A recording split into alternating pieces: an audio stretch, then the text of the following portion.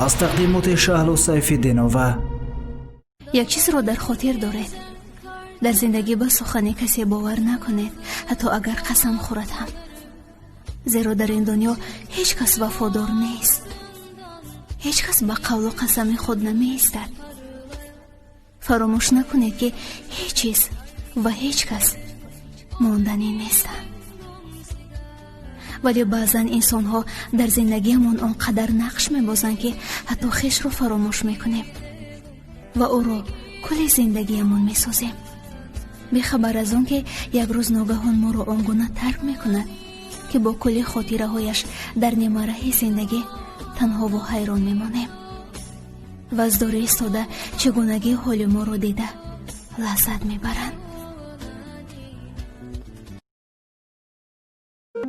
بهترین ترانه قصه ها در پرتر شهلا سیف‌الدینова.